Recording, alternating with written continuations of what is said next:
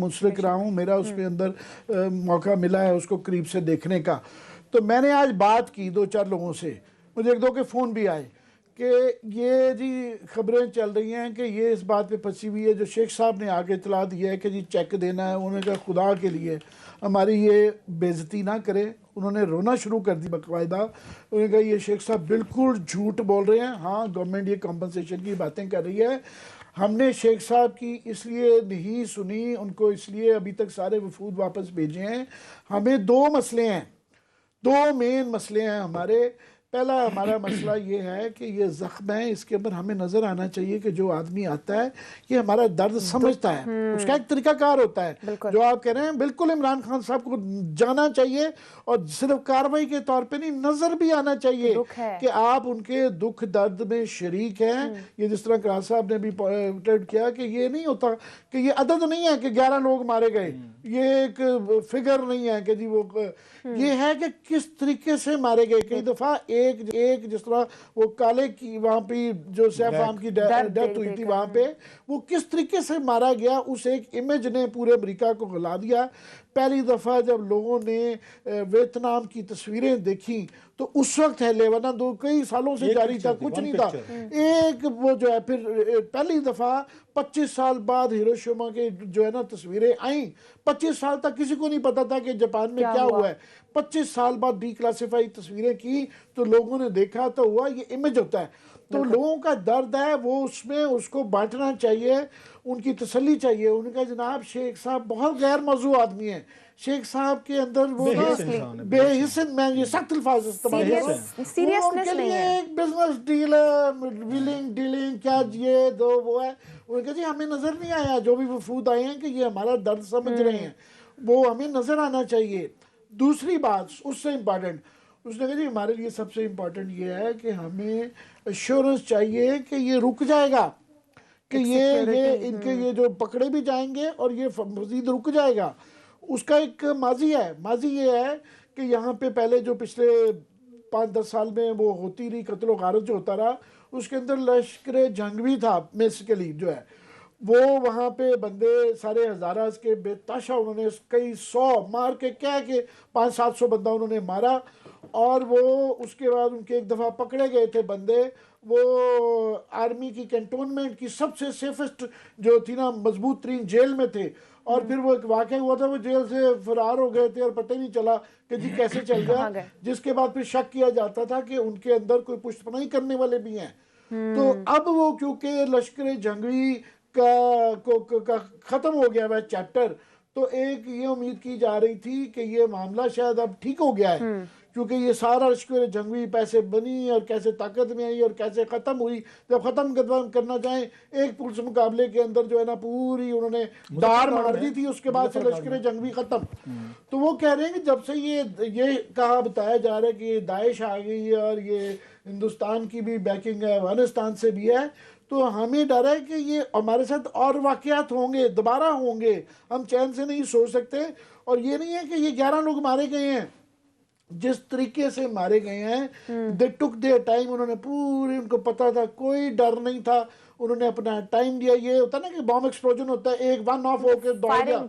انہوں نے ٹائم لیا، انہوں نے بندے اٹھائے، بندے لے گئے، ان کے آئیڈینٹیفائی کیا، بڑی تسلی کے ساتھ ان کے انٹرویو کیے، بڑے آرام سے جو ہے نا انہوں نے مارا. اور جس اطمینان سے اور جتنا ٹائم لے کے انہوں نے مارا ہے، اس سے پتہ چل رہا ہے کہ وہ بڑے پلاننگ تھی اور ان کو ڈر نہیں تھا کسی کا، جس سے کہ کمیونٹی پوری ہزارہ کی ڈری بھی ہے کہ جناب یہ واقعات اور ہوں گے.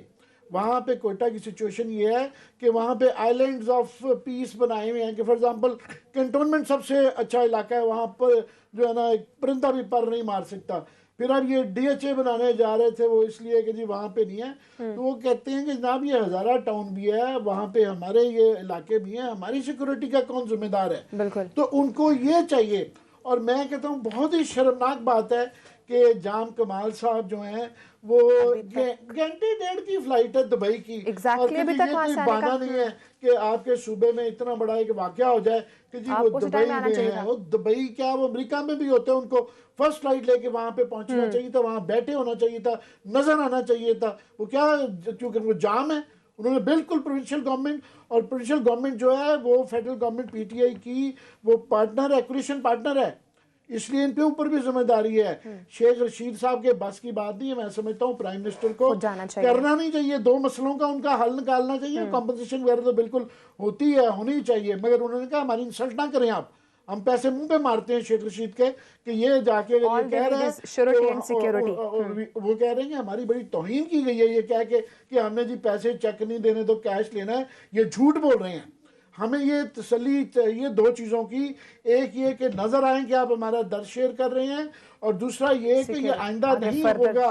ہمیں تسلیاں صرف یہ اور صرف شیخ رشید کے بس کی بات نہیں ہے، اور نہ ہی پروونشل گورنمنٹ کی ہے، ہمیں اسٹیبلشمنٹ سے چاہیے، ہمیں پرائم منسٹر کے منہ سے چاہیے کہ وہ ہمیں کہیں کہ میری بات ہوئی ہے، میں نے ایف سی سے بھی بات کی ہے، میں نے کور کمانڈر سے بھی بات کی ہے، میں نے جو وہاں پہ طاقتور طبقے ہیں سب سے یہ پلان ہے، اس طرح آپ کی حفاظت کی جائے گی، تو ان کو یہ وربیٹم چاہیے، یہ ہے ایشو۔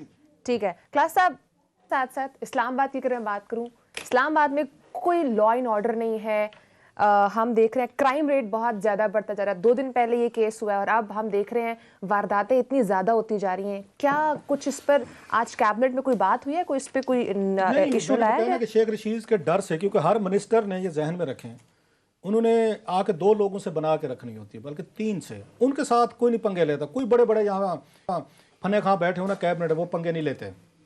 ایک جناب ٹاپ پہ سب سے پہلے انٹیریئر منسٹر، اس کے بعد فائنانس منسٹر، اور تیسرا ہوتا ہے فارن منسٹر۔ ٹھیک ہے، ان تینوں سے کوئی کیبنٹ کے کسی کو ضرورت نہیں ہوتی کہ پنگے لے سکے، کوئی انلیس کوئی بہت بڑا وہ آ جائے، کوئی بڑا وہاں پہ ماچو ٹائپ آ جائے۔ ریزن کہ آپ نے انٹیریئر منسٹر سے بہت سارے کام کروانے ہوتے ہیں، اسلحے کے لائسنس لینے، ٹرانسفر کروانے، پوسٹنگ کروانے، پولیس والے، پروٹوکول، تھانہ، کچہری، بہت ساری چیزیں انٹیریئر منسٹر آپ کو کر کے دے، تو لہٰذا وہاں پہ انڈکشن کروانی، نادرا میں نوکری کروانی، نیکٹا میں کروانی، ایف آئی اے میں کروانی، فلان چیزیں، سو آپ آرام سے بیٹھتے ہیں کہ میرا کیا تعلق ہے، مر رہے ہیں جی ہیں لوگ، میرے تعلق ہے، جس کا آج کیبنٹ میں ہمیں نظر آیا کہ ماس میں فیصل واڈا کے اور اس فواد چودھری کے باقی یوں گم ہو کے بیٹھے رہے ہیں اس کے شیخ صاحب کے اس بیان کے بعد کہ یار معمولی سے واقعات ہیں یار، ہوتے رہتے ہیں، اس کے بعد ان کو کیبنٹ سے نکال دینا چاہیے تھا۔ کریڈیبلٹی ہے کہ انٹیریئر منسٹر جائے اور وہ کہیں جی آپ جائیں، کوئی انٹیریئر منسٹر کی اتنی کریڈیبلٹی ہونی چاہیے تھی کہ وہ جائے تو اس کی عزت افزائی کی جائے اور وہ معاملہ ریزالو کر کے آ جائے۔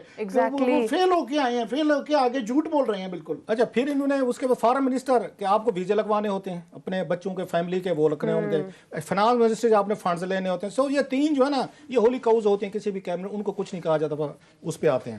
اب جو شیخ صاحب نے وہاں پہ یہ بھی آپ نے لا اینڈ آرڈر کی بات کی، ابھی میں پڑھ رہا تھا کہ اسلام آباد پولیس نے کہا کہ 3 SHOs کو معطل کر دیا ہے، مجھے شیخ عمر صاحب یاد آ گئے۔ وہ کہتے تھے بھائی صاحب ایک SHO صاحب کو آپ اس کو معطل کر کے تنخواہ اس کو ملتی رہتی ہے، پرکس اس کو ملتے رہتے ہیں، اور اگر وہ اس نے بہت بڑے ڈاکے مار بھی لیے ہیں، کوئی بہت بڑا 5-6 کروڑ روپے کما لیا ہے، آپ نے 2-3 مہینے کے لیے اس کو معطل کر دیں، اس کی آگے اس کے اگر کیا اثر پڑے گا صحت پہ؟ یہ معطل ہونا کوئی سزا نہیں ہوتی، آپ نے سزا دیں دی، پروسیڈ کریں۔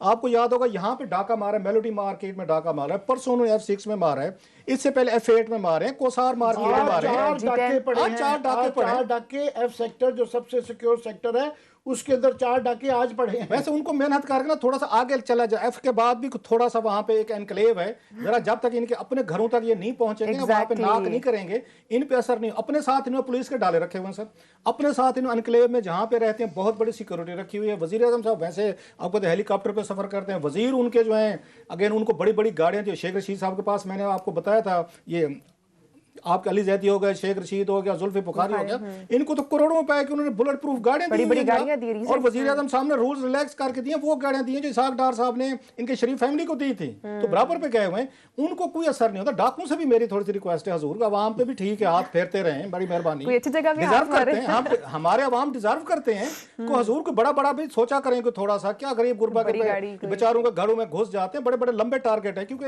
یہاں پہ ان کی انسینسٹیوٹی ابھی تک کوئی ہیڈ رول نہیں کیا سر۔ SHO آپ کے معطل ہو گئے، آپ رابن ہوڈ ٹائپ ہونا چاہیے تاکہ ان کے گھر تک بھی ڈاکہ تو بڑا ہو۔ عوام کو لوٹ رہے ہیں بیچارے بھی، جو اوپر بیٹھے ہوئے ہیں ان پہ اگر آپ کا ہاتھ کو لگتا ہے، میں تو کہا آج کے بعد ایک دیوار لگتی ہے آپ کو، ادھر گھسے نا تھوڑا سا جا کے، اب ہم کو ماری جا رہے ہیں، قتل ہو رہے ہیں، اور شیخ صاحب ملک کا وزیر اعظم جا کے یہ کہہ رہے جی کہ آپ سہیوال والے واقعے کی بات نہ کرے۔